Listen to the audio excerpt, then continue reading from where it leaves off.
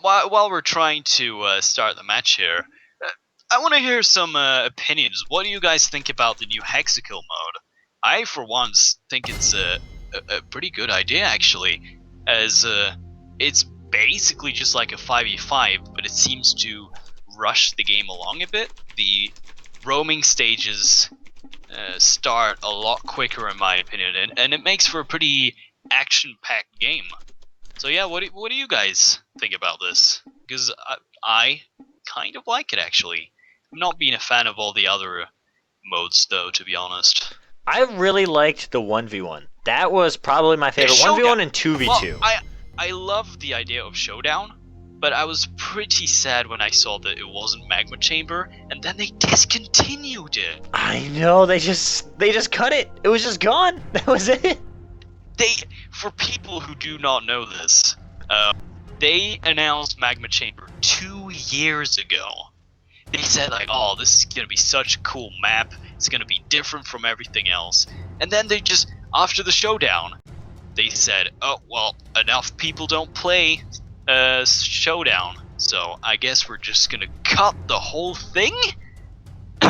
Yeah, they just dropped it all together. I remember back when Magma Chamber was released before Dominion. I don't know anybody. I don't know a single person on my friends list that plays Dominion. That's like, oh, hey, let's get together and play Dominion. I would have rather had a 1v1 map. More people will do practice 1v1s than ever on Dominion, period. And when you say, like, oh, they don't play Dominion, you don't mean, like, oh, they don't play Dominion regularly. You mean, like, they don't play Dominion. Yeah, it's not... There's literally never... I think I've played 5 Dominion matches in these 3 last years.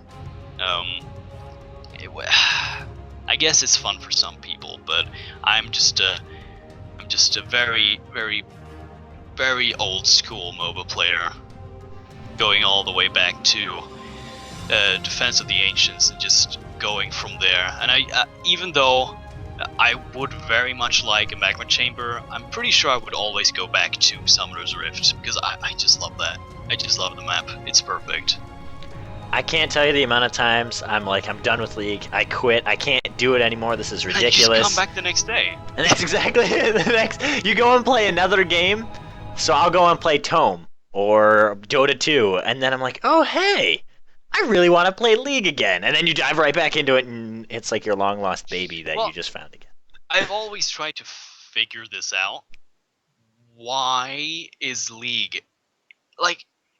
There's a lot of champions, but let's be honest here, guys. It's pretty freaking repetitive when you think about it. Mm-hmm. But people don't grow old. The game always seems interesting for most people, and I've never ever figured out what exactly makes that happen, because it would only make sense. Being on the same map. I've actually had questions from people who don't play MOBAs. They're like, how do you play 5,000 games in the same place with the same objectives every day? And I'm like, I don't know. You just do. Yeah, I enjoy it, and I have no idea why. But I guess that's why League has been growing so much lately, because usually... with MOBA, it's like either you hate it or you absolutely love it, and most people seem to love it. I think what League does is they inject like crack into the game for your eyes. I don't like you just stare at it like all these champions. I love all of them. It's so basic. Yeah, well, the MOBA genre was very, very what do you call it? It was very niche. But League of Legends it packed all those MOBA elements, which were not very much known. MOBA was like, if someone heard MOBA, they were like, Dota, right? And Dota is known for being a very hardcore game. But League of Legends sort of neatly packed the MOBA genre in a very nice pack for everyone to enjoy. And it just spread out the MOBA love for everyone, and a lot of people love it. And you know why? That didn't know about it. They love... You can talk to anyone who's played Dota. They're going to compare Dota to like playing professional baseball to playing League is T-ball. Anybody can play League, and that's why it's so nice, because anyone can pick it up, not have a single idea what they're doing, play a couple bot games, learn a champion, and start playing up against other people. Yeah. It's great. Dota definitely being a bit less approachable, but what I love about League, of course, a lot of Dota players say that League is just a child's play compared to Dota, but the thing is, League is easy to get into, but you can also get it to the next level, you know? True. You can... It doesn't remove that skill cap. It's just easier for people to get in, and there's also champions who make this easier. I remember the first time I played, I think my first champion ever was Karthus, and he was so simple. You just, use your abilities, and champions like Yi always just makes it easier for a player completely new to the MOBA genre. Makes it easy for you to get in, and well, it shows you if you enjoy the game or not. True. So, are we in the game? We are loading into the game. You should be able to come and spectate now.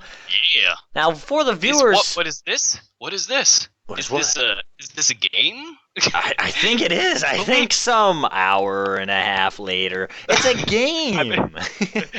I believe that half of the people watching it right now think this is some sort of discussion show. I think that's... I don't know. I got confused. Are we really casting, or are we just talking about why we like League and how it's like a drug? I like this these different teams here. Definitely liking the Akali mid too. I'm a huge fan of that. No problems?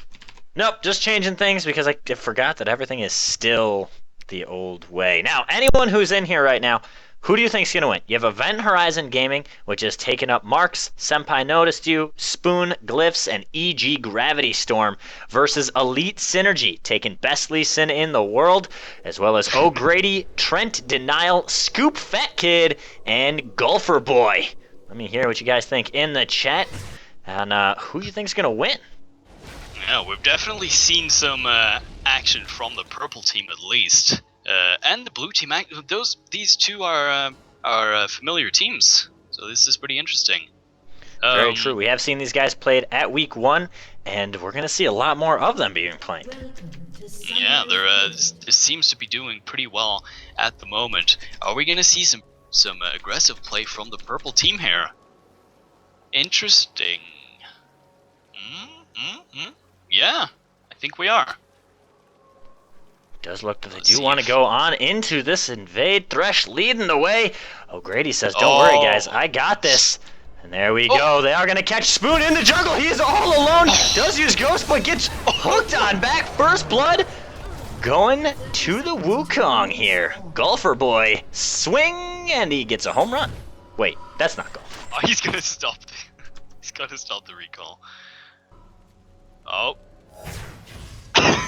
We see Ezreal just trolling around, picking up the little auto attack. That's great. So we see a really nice first blood from the purple team, and Shyvana was less tanky than I thought, and I guess he already leveled his ability. Note, people, do not level your ability instantly. A dash would have definitely been something to enjoy there, but I'm pretty sure Shyvana was screwed anyway. That Thresh pull, of course, helping a lot. Yeah, and Ghost was burned early already on the Sejuani now, so she needs to be she very used careful. Ghost too, huh? Oh, yes. That is a very, very important thing to note. Look at that blue. Wow. I'm interested to see and watch carefully how this Wukong jungles, because he only has one AoE ability, which is worth noting. And look at that nice early hook on the Lulu. Vayne, though, only having the Tumble, I think, which is not the best damage, but once she gets those silver balls, we're going to see some crazy damage pumping out from that Vayne, and getting pulled at that point is going to be very scary. Oh, there we see the hook. And Vayne going in with the tumble. Huge amounts of damage as Lulu's going to be forced to back away here and try to recuperate some of that health, eating up those biscuits. Yeah, total biscuits. Oh! We're seeing some real aggression from the supports here, and it seems like... Oh, that hook goes right onto the Ezreal, the flay backwards. Oh, the Ignite as well, barrier is going to be used. Ezreal does hit level 2, leveling up his Arcane Shift, and that saved his life. Great play from Ezreal. Senpai, we noticed you. Oh, stop you, you're making me laugh. Oh, there's the Thresh again with yet another hook! The Flay not able to go through, but Trent Daniel is going to auto-attack for the kill. This is like that Blitzcrank all over again. That's exactly what's going on here. It's crazy how accurate that Thresh is, never missing anything. As we see the Wukong sneaking around in the bush here, Nidalee does not have her Cougar form. Of course, this might be troublesome. You see Wu diving in onto the Nidalee in mid, however, she's just going to walk away. The only thing that Wukong has is the red buff to slow, and that's it. The Callie, with nothing but her Q and an auto attack, and if she can't get in range, there's no damage that's going to come out of her. Definitely Wukong's early ganks are not the best. It's once he hits level 6 that those ganks are going to be really, really hard to get away from. And right now we're seeing basically total dominance just because of this Thresh. They now know how well Thresh can pull people. I think they're pretty scared right now. And again, just one pull might mean the death of any of these two players in blue team, considering most of the summoners are already used at this point. Very true, but it's so easy to play against the Thresh. All you have to do is stand in the minion wave. Just at all times know, okay, there's Thresh, I'm gonna stand here. It's all positioning in the bot lane when you're verse 1. Definitely.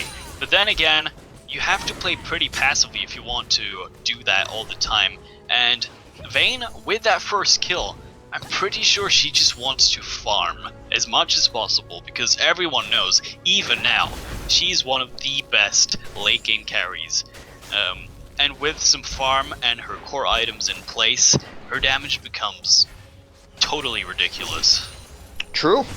Now the thing about Vayne though is she's kind of a tank shredder. I mean, she could shred anybody, don't get me wrong. But you pick her versus high HP teams and where you can protect her. But blue teams all poke. There's not going to be a hard engage. There's not a time where she's going to be able to go on in there. She's got to be dodging all day. Oh, and we see in top, the Jace going in onto Shyvana, uses the flash, wants to switch positions, actually kills her with the static field. And that is going to be a 1-for-1 in the top lane. Oh, but the Thresh landing out of the Lulu Flay backwards. However, Sejuani's showing up. He's going to disengage that as they're trying to back away. Spoon taking a bunch of damage, but because of the arrival of the Spoon, it does save the Lulu's life. Now I'm just going to look real quick. Maxing Tumble first, so wanting to be pretty aggressive. It's a pretty split decision on if you want to max your Tumble first or your W first. W first usually goes through with the rush of the Blade of the Ruin King and all sorts of auto attack. Oh, there we see Sejuani showing up in bottom again, but a beautiful Condemn is going to disengage. Spoon waited around really long for that. You see Wukong coming in with the flash. Does want to get the Cyclone, but doesn't have the mana. Wow. He's got to dodge the spear, and there we go. Flash. That was a very odd flash. Not really having red buff or even ultimate to back that off. He just wanted to ult to get that extra damage in, I guess. He wanted to go in and flash to get the ult, spin, the pop-up of Callie, then will be able to do the damage, but he didn't have the mana for it. Just not enough calculations on that time. Got to run a little bit of the math numbers. But I don't want to have math in my video game. Is what I say. Video game is. Oh, Shyvana diving in on the top. Goes for the Jace. And you can't miss that. If you're playing Shyvana, you need the extra armor shred. Yeah, no, you can't miss the E. It's a very important part of your damage. Look at that. And especially when you're in dragon form like that, there's no there's even no excuse. Oh, and Akali showing up bottom, Akali doing some huge damage onto the Ezreal. And does she want to go in and finish it off? Lulu's waiting in the wings. Oh. Akali does not want to dive in onto that, as Ezreal's going to be forced to go home. Nidalee rotating bottom now, though, with a nice land of the spear. Now, we might see Nidalee just push these people away, because her spears are going to hurt quite a bit, considering the 2 Doran's rings gonna give some nice bit of AP on the side there. But Nidalee's just gonna safely go back to the mid lane. Wukong applying some pressure, which is pretty nicely done by his part. And Ezreal's gonna come back for this lane. Pretty convenient. Now I want to point out something that somebody said in the chat here. Cerulean Frost mentioned that Lulu didn't start with a Doran shield, and that's a great point. If you're going to be facing someone who's going to be poking you, you have the Thresh, as well as Vayne, who's going to be putting in the auto attacks. You want to start with the Doran shield. It gives you extra HP, damage reduction, and then your first back, you get your GP10 item.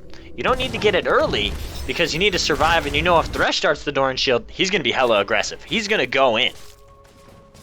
Definitely. And as we can see, oh man, this Jace landing a lot of those poke blasts of energy, whatever you want to call them. Oh, there's the Akali duking it out with Nidalee. The Ignite going down onto Nid. Akali with so much burst, plays that so well, and because she's got the spell vamp, is able to survive and just heal up a little bit. Great play. Well, yeah, definitely. Well played. Very interesting to see the Nidalee actually pounce in instead of away. Did not expect that. I was expecting her to run away from that little engage in there. But apparently she wanted to fight, and perhaps Akali has showed her now, you ain't gonna fight me. Akali being a great dueler. And now the pinks are gone, except for the sweepers. It's easier for her to be unseen. Oh, they do hook onto Ezreal. Final hour coming out. The flame backwards as well into the box. Ezreal's going to be forced to flash and barrier as Lulu's going to be the primary focus and taken down. Trent Daniel racking up yet another kill. 2-0-1 right now. Crushing in this bot lane. All thanks to that wonderful support Thresh. Yeah, very well played. And those pulls are incredible. Like, I keep expecting him to miss, but for some reason he just never misses. So he's missed one so far. Just one. 1 out of 50. And that's a great ratio. I'll take that ratio. Oh, got some weird technical, graphical bug going in. Oh, we do wow, see... damn for Shyvana. Shyvana going in onto Marks. Marks is going to be forced to run away. Does survive that last tick with literally singular digits of HP, but it's enough, and that's what matters. That works. So I'm getting some weird graphical bug with the wards here. Maybe that's just me. Maybe that's just you. I haven't seen anything here. It's not. It's only on the oracles. Not the oracles. The pink wards. Yeah. No. Everything looks good Very here. strange. Well, okay, Ryan, I'll let you go this time. But only this time. That hits. Very nice. And as long as Nidalee can keep her distance from that Akali, she should be good to go. But that Akali definitely wanting to have some aggression as we see the pause. And, wow, purple team getting some real dominance at the moment. Do you think blue's going to be able to... get back this early to mid game, or do you think they should just farm out and try their best for the late game possibilities? Well, this is the thing. Purple team needs to win in lane phase so that they can bring it to team fight and hard engage. If they don't win in lane and blue takes it away, they're going to be able to poke out purple all day long. Elite Synergy is that dive, get fed, assassinate team. And if they continue with how they're playing right now, they're easily going to take this into mid game, take it into late game, and get them the victory here. As we see Wukong coming in the flash from Lulu. Great play to just stop everything. We're getting out of dodge. They decide to pause again. Now, this is an interesting thing. of course, the team before this game had some connection issues. What? That was the team. And got pretty sad. But why didn't they pause? The last time they didn't pause was because of it wasn't tournament draft. Oh, it wasn't. Correct. So it was improper game make that did not allow for pauses. However, we did just see 3 members DC. Wow. So we gotta just wait for some people to come on back here. So bear with us, but we're not going anywhere. I want to mention this Vayne Thresh and how well they're playing together. This Thresh, and this is how bot lane needs to be played. ADCs follow what the support wants to do. If Thresh wants to be aggressive and make plays happen, well, this is a common misconception. The AD carry is hardly the director of anything going on in the bot lane. Bingo. It's all about that support, in my opinion. I agree. Thresh needs to make the plays, and if the plays happen, the ADC needs to react and go in. You don't want the ADC engaging first, because then if they get poked out and the support tries to make something happen, it's too little, too late. Yeah. The support usually tries to make the plays considering he hooks, and they have to try to stop him from doing all that CC. Then Vayne can just safely slide along, say hi guys, and yeah, pick up some very valuable kills as we have seen so far. And right now, we're seeing a very clean 1 death per player on the blue team, which signifies every lane is doing well. Which is a very, very important thing to note, because the best way to play a game, either have your carries completely fed beyond belief, like we saw the last game, or just having a very balanced amount of gold just distributed through the whole team, and that creates for a very stable team fight that like everyone is at the same level, which is a very important thing. True. The biggest thing that people do is they'll play like a Kali. They'll play the Vayne. They'll play somebody and they get super fed. They take every kill and they're like, all right, guys, I'm going to carry the team. The downside is what happens when you kill that individual. Oh, well, there goes our fed individual who had so much money, so much gold, full build. They're dead and we have no backup. GG, we lose. So you want to make sure that you distribute the money, share the wealth. You don't need every kill. It's okay. And this is a team game. Sometimes you can carry by yourself, but most of the time that's not gonna happen. I'm seeing from the chat here actually, a person saying, isn't the thing about the supports the common knowledge? Kids that don't listen to their mommy deserves and will get a hard spanking. I like that. Wow, purple team going for the dragon, not even paying attention.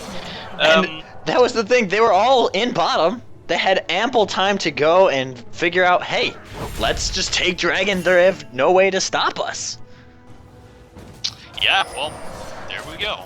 And as we can see, the connection issues seem to be out. Oh, but they do catch on to Ezreal, the flay backwards, and the pop-up from Wukong allows Vayne to pick up 1. Wukong tanking, Vayne's trying to get 2. The lantern's there.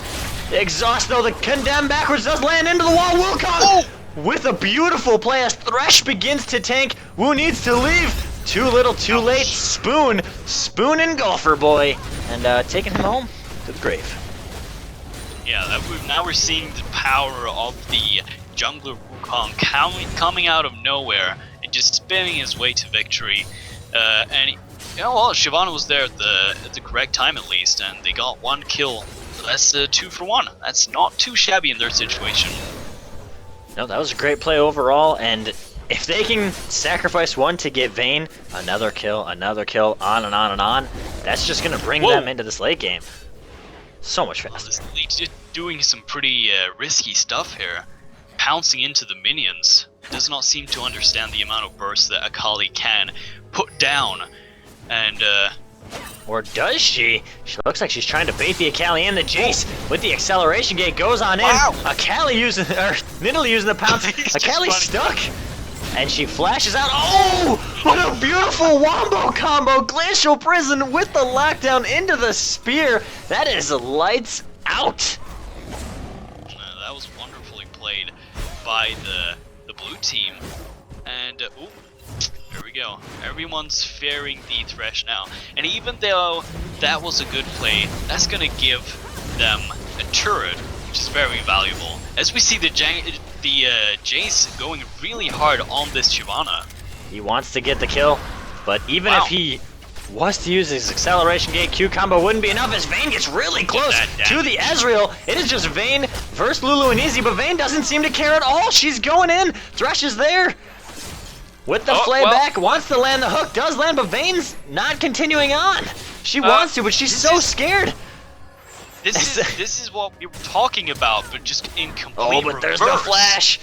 The barrier gets burned as well in mid lane. We see a Callie diving onto the Nidalee. Nidalee's just baiting it out, trying to get Callie to commit as Wukong commits to top using Cyclone. Mark's trying to run away, but is he gonna make it? Golfer Boy using the gap close, picking up the auto attack and the kill. Now, as we were talking about Purple definitely having some synergy, but not so much in that little fight we had going on there. Thresh was just saying, "Come on, we can do this," and Vayne just sort of quietly. He never. But there's the hook and the flay backwards. Oh, so much burst damage onto Lulu as she walked into both of the walls and was slowed beyond belief. And just she's got to go eat cupcakes back in base. Yeah, and even though we had that little miscommunication there, they're still doing so well. And at this point, no surprise when Thresh hits his hooks. It's basically expected. Yeah, that goes out. It's gonna hit something. Yeah, he's doing so well right now. Huge props to him. And ooh, we're seeing the Shyvana. Oh, Shyvana went in to get blue, but is it gonna be enough? There's the Jace flash and the knock over the wall. But Shyvana using the Dragon's Descent needs to dodge this Q. Might see a sniper. Can she do it? Trying to get into the minion wave. Oh my goodness, with the flash and the splash damage off the Q is enough to send her packing. Goodbye. Yeah, that was a very nice snipe there. Shyvana trying to flash away. Did not matter because that little AoE there did hit Shyvana, and that's going to be a very nice kill. And even though blue is kind of behind, I mean, actually they're pretty far behind actually. They're doing well for themselves for the most part, and this Jace is actually doing pretty well himself. True. Now, the one thing I do want to note is for Jace, oh, we see Wukong going in. Does land the Cyclone, popping them both up as the Callie begins the engage now. He's going to gap close and scoop Fat Kid, racking up one. Wants to go for two, but blue team backing out. Ladies and gentlemen, Thresh missed a hook. Second one, okay. Oh wow, we're seeing some pretty risky play from the Shyvana here. Huge poke. Oh, the Glacial Prison does land onto a Callie. The tower hit is going to be enough to secure the kill as Purple needs to back out here. Callie got super aggressive and she died underneath that tower. Yeah, seems like it. As we're seeing the Nidalee trying to push the tower before the Akali appears again. This is one of her only chances to safely push that lane in and try to maybe actually kill the turret here, I think. No, Wukong's gonna try to stop her.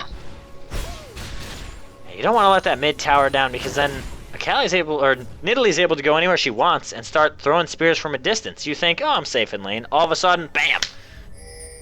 From pitch black, you take a spear to the face, half your health is gone, there's a huge engage for a fight, and, well, you die. Now, blue team is getting to that point where they can get out of that lane phase and start getting into more of the team fight, group, and push, which is what they want to do. Jace. Looks like they're going for the objectives at the moment, and they need Nidalee for this dragon. They want to try to poke them down as much as possible. Oh, they do land onto Lulu! The box in a bit of an overkill, but whatever floats their boat, they successfully get the dragon and another kill as they're going to Wukong. Vayne in the back, Jace stepping forward. Akali's in no man's land there, does find a pink ward, wants to take it out. Oh, but there's the gap close from Shyvana, and so much burst damage comes out, Shyvana's gonna evaporate, or Sejuani's gonna evaporate. Oh, there's the Akali as well, going in onto Ezreal with the flash. Does use her ultimate, needs to get the auto attack in. There it is. Is she gonna survive? Scoop Fat Kid will die to Senpai. We noticed you once again, picking up another kill. We're seeing the safe disengage from the Thresh. In my opinion, one of the best. There's Jace going on in, using the Ignite as well. He missed another. It's over. GG, folks. This is all we had. Elite Synergies. Oh, Grady finally misses a third. 3 and final. Oh, as Wukong goes in onto Marks. Golfer Boy does get knocked away. And that's a huge cooldown that was just used. Definitely. And Jace actually using his Ignite just to get that little extra pressure on the Thresh. Pretty interesting choice. But at the moment, we're seeing Blue doing what they can to scare away Purple. They say, you don't have control of this game yet. But Purple is definitely trying. There we see Vayne rotating mid. We have 5 members of Purple closing in quick into the mid lane. Even though they don't have the Wukong Cyclone, still about 30 seconds out. We may see that first mid battle, which is what they need to do. Yeah. Both teams having pretty good team compositions, but in my opinion, Purple has the best all-in. They have the Shyvana, they have the Vayne, they have the Wukong, and overall it's just a lot better for that full-on initiation. But if Blue Team manages to stall it out a bit and then get some really nice spares in there, and go in with an advantage, it might happen in another way. We're seeing Ezreal narrowly dodging that hook.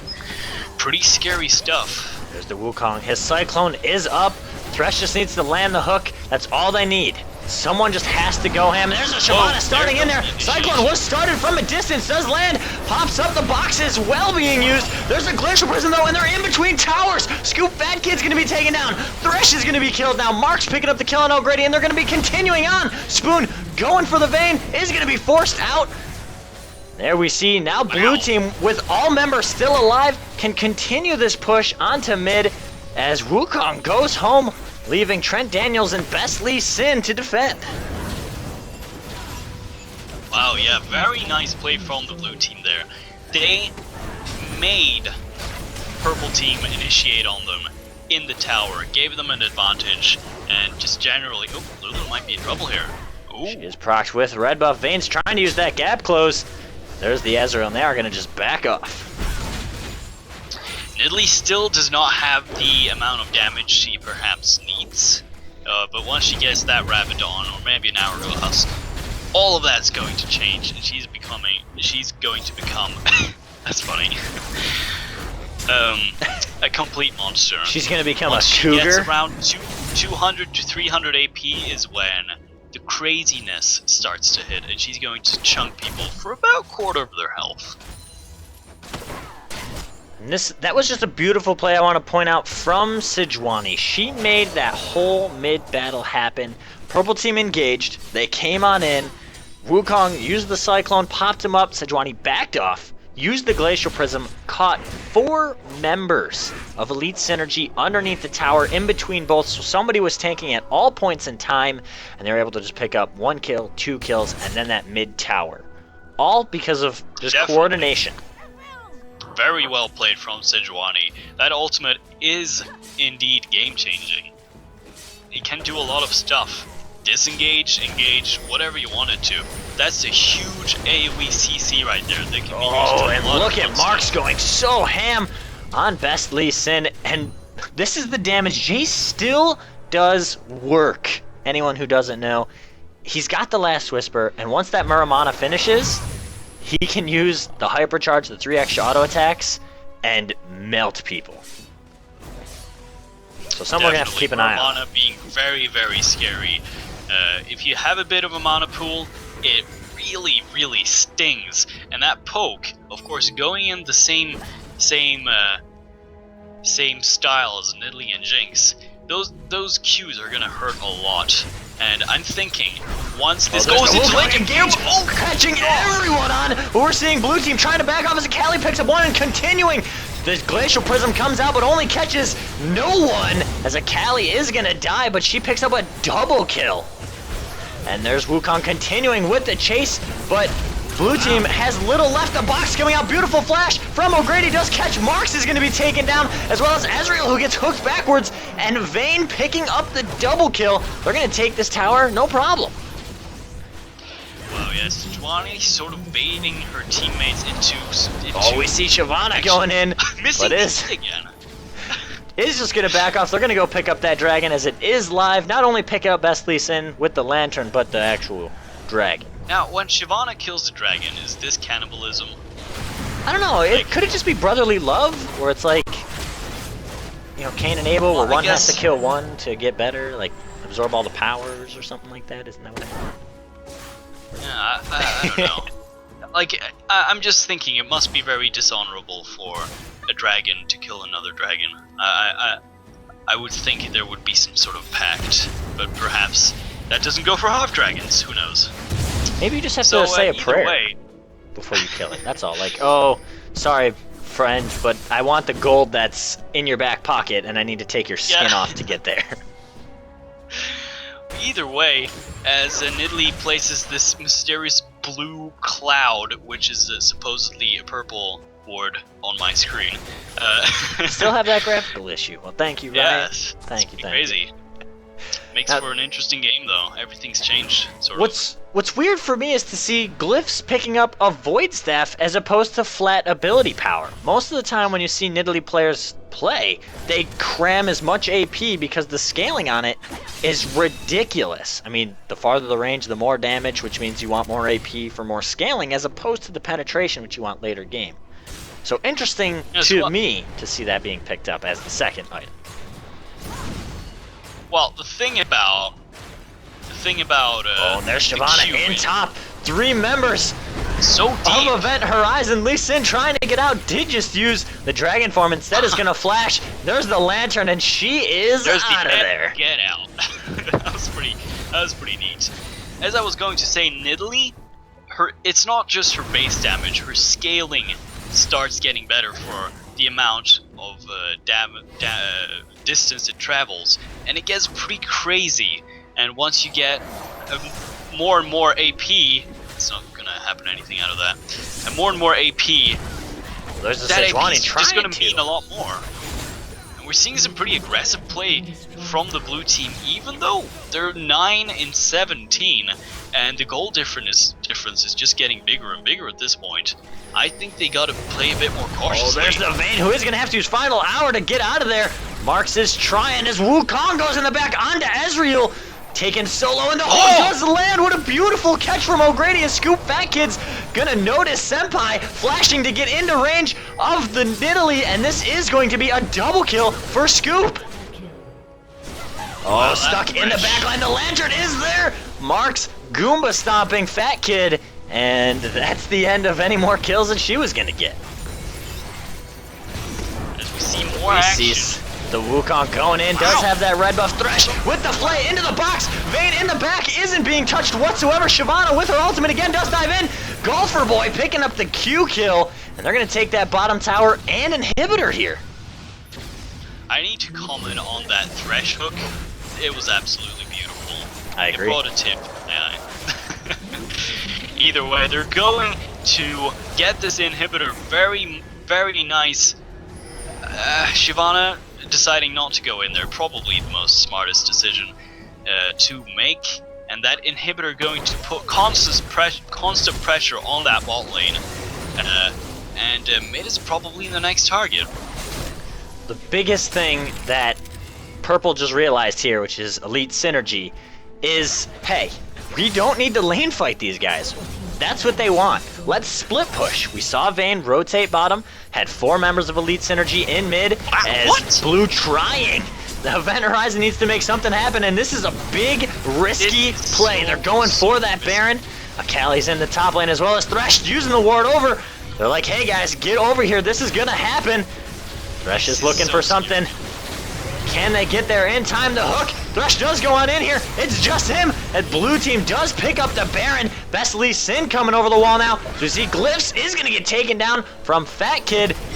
As well as we see Trent Daniel picking up another kill, and Scoop going in for blood. He's thirsty. He wants the double. The polymorph, though, makes sure nothing's going to happen. As Senpai, he is stuck out of position. He's forced to flash away.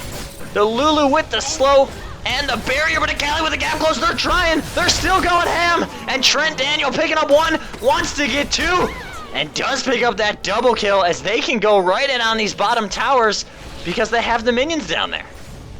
And that was just a fantastic, fantastic Baron fight. Just beautifully done. Well, from blue team, in my opinion, that was just the last act of desperation. They were trying to make something happen. It could have worked out for them, but sadly enough, they got caught. Oh, there's the Glacial Prison. He's going to catch Golfer Boy. He's still trying to run away. The Lantern is there, and he's going to get out of dodge. But they're still going. They're and are still we gonna going. See the Sejuani ult here? No. She doesn't have it. It's still on cooldown. Oh, and there we see Shirelli coming out, and they're going to back off as mid-tower does fall to minions. Lulu and Ezreal were there. Oh, and they are going to catch Sejuani, who was not paying attention. And Trent Daniel picks up another one, and they're going to continue on and pick up a kill on the Glyphs. What just happened? Just complete domination from Purple at this point. They have so much power. As you can see, they are just... Look at that. Oof, that was pretty close, actually. That was close to flash hook. Oh, there they are going to be going on to Marks. Golfer Boy picking up another, and Trent going in. There's nothing there. There's no towers. Look, he wants more, Vayne. but does not continue, and this is not looking good. Vayne sticking to the Nexus. Lulu's the only person up. Sejuani's up now, but Elite Synergy picking up the victory here. Wow. Yeah, some really great play there from basically everyone there. The Wukong giving great pressure everywhere in the map, and that Thresh was with his amazing hooks gave enough space for that Vayne to just become a monstrosity, as we saw, basically chunking for Lulu's quarter of Lulu's health, basically each auto attack when he critted. Very scary stuff, and just overall very nicely played from everyone on Purple side, actually. Now, the biggest turning point and how this game snowballed to that victory so fast was just off of Baron.